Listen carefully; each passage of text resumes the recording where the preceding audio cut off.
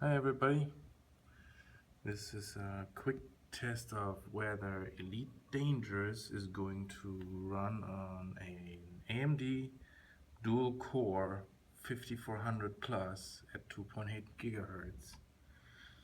It's an older computer and I believe the graphics card is the one that's below minimum spec, okay? What we have here is 6 gigs of DDR2 memory and Windows 7 64-bit installed. The graphics card is an AMD and it's a Radeon 4800 series card. In fact, it's a Radeon 4830. It's got 512 megabytes of VRAM, so it's definitely below spec for Elite Dangerous, and we'll see what's gonna happen. I already clicked on play. First time install has run, and there's the launcher. I'm gonna pick the 64-bit launcher down here and click play. Let's see.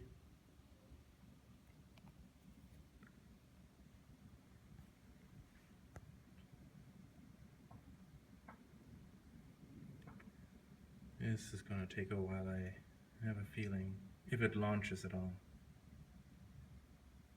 Let's see what's gonna happen.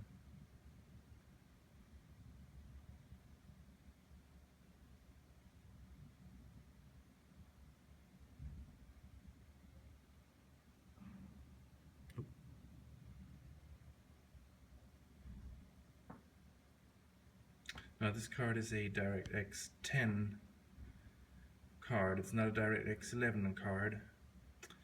DirectX 11 is, however, installed, and I remember seeing on the support page for Elite Dangerous, not Horizons, but for the older Elite Dangerous, that DirectX 10 is indeed supported, and so I'm hoping that this will actually launch, and there you go. Alright. I've got some really cheap desktop speakers here. I'm just testing this out. This is not my main PC, just so you know. But I'm testing this out for somebody. And that person is on a budget and cannot afford any current motherboard, so I'm going to give this away. This is my old PC, and I'm just curious to see what happens with this game.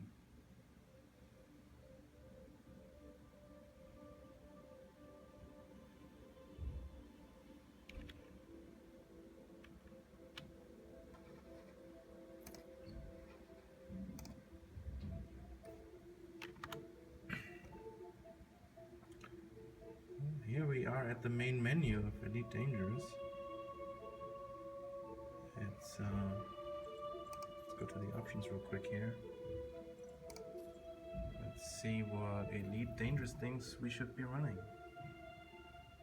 Right, so this is the monitor's native resolution here.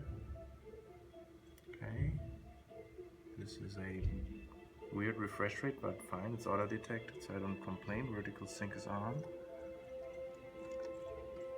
And, let's see. It's selected the medium settings preset. No anti-aliasing, no super sampling, no ambient occlusion. Okay, well, let's just see how it runs. Excuse my shaky camera, but I have to do this all with one hand. Let's go to a training mission. I'm not even sure how I'm gonna fly with the training, with the iPhone in my hand. Let's just do a launch. So, I mean, so far it seems fine, but I mean, it's not rendering much yet, so we'll see. It's my experience that the space stations That's where a lot of frame rate issues happen. At the same time, I can play this on my MacBook Pro, which has an i7 quad-core and an Intel integrated HD 4000 chipset, and so, I mean, it's running at 30 frames per second, but this is a dedicated graphics card nonetheless. Wow, the loading is taking a long time. I wonder if it ever loads. Ooh. Okay. I'm used to playing this with a controller, so I have no idea how to do the free look here. Okay, little mouse button, okay. So, seems to me that this is running, it's either running at 30 or slightly less than 30. It looks a little jittery. Let's see. Oop, I didn't want to do that, no. Let's see, options, graphics. Let's turn VSync off and see what happens. Apply. Yes. Resume. I want to say that it's actually not bad considering the hardware. I mean, this is an old dual core, a 512 megabyte VRAM video card. Its saving grace is probably the 256-bit bus. I mean, it's 4830. Looks good. Let's see if we can go to return to surface.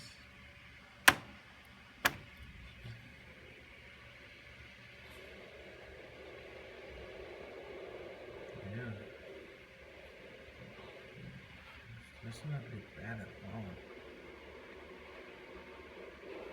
This doesn't look bad at all. Okay. Pre-check flight. Let's see.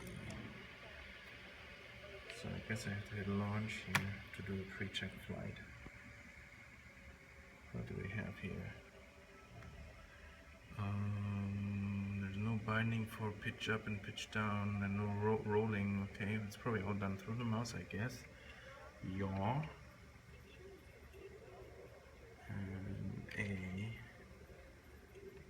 And then thrusters E and Q. Okay, I know those keys from the Mac. Up and down RF, I know those. Okay, I'm familiar with that. Throttle W and S. Let's see here, landing gear L, deploy hardpoints, targeting. Primary fire is the first mouse button, so that's that. And UI focus. Okay. Well, let's. Okay. Just mind you guys, I'm doing this all with one hand, so let's see if we can line this up. Okay. Now there's no anti-aliasing involved right now, so I'm curious. Let me pause this here. Let's see what we can do with higher settings. Let's go to high settings, okay? And let's go for FXAAS, the anti-aliasing method. Menu, resume. Floating in air. Well, you know what, for high settings, this is still not bad. I mean, for this old hardware, this is not bad. What happens if I turn VSync on? Graphics. I wonder if I should put the frame rate limiter to 30 Hz too. Just so that it doesn't even try. Okay, let's go back. Back to main menu. Okay, why is it not? Okay, zoom. Okay. Alright, so VSync is on. High settings preset, and the only thing I changed from there is the anti-aliasing method. This is, I'd say this is still playable. Nice job, Frontier. Nice job. Okay, well, let's see. Okay. I'm not lining up correctly. There you go. Okay. Man, this is not bad for this old of a hardware. Gotta say. Oh, oh, oh, oh, oh.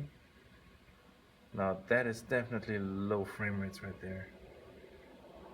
But you know, even my GTX 750 chugs a little bit when I get through the slot. But yeah, that was bad. That was pretty bad. Then again, I did switch to high settings. I should have tested this with medium. Alright, so now I'm in space. This does not look very good. Oh. Well, I guess there should be more testing to be done, but I might post another video playing around with this a little bit more. Hopefully I can get my my DualShock control to work, because right now it's not working, and it's a pain to play this with mouse and keyboard, if you ask me. Anyway, that's like a first look, I would say. I was just curious, actually. I don't even intend to play with this, but hey, I'm giving this hardware away, and that person does like space sims, so he might have enough money to buy Elite Dangerous when it's on sale. Alright guys,